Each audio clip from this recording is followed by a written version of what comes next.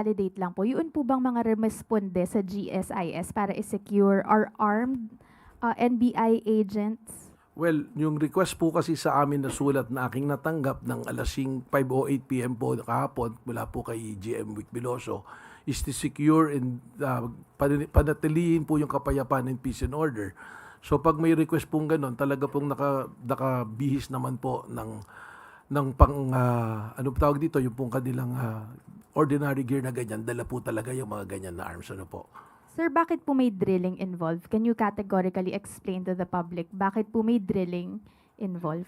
Nakita ko rin po yung video na yan at kung makikita nyo naman po, yung mga suot ng tao nagdi-drill, hindi naman po pang assault.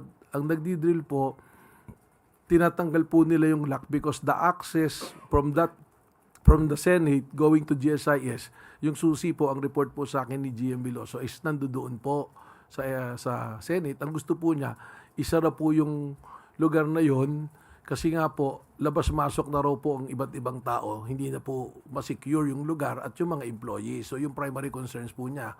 Kaya kung makita niyo po yung video, drilling tapos hinarangan po ng mga metal cabinet para hindi po madaanan na yung lugar po na yon. Nanggagaling dito sa pader, pero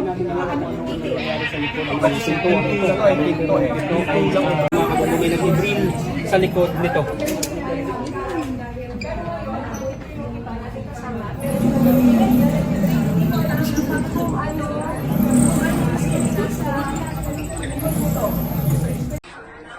Oo, binanggit na ni Diction, kasama ni Diction team leader ngayon. Magdi-deploy sila lahat. Kaya nga. Kasama namin yung MBS ngayon. Go lang po. Drill.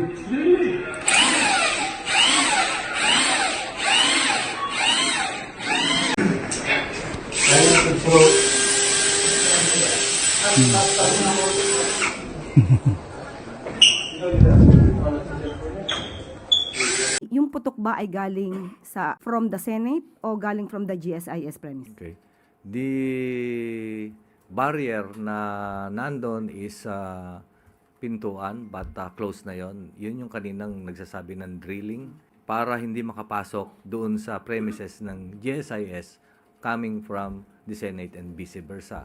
Beside that is the window. The window is hold with the bullet. Initial appreciation of that is the bullets came from inside. Inside a Senate. Inside the Senate.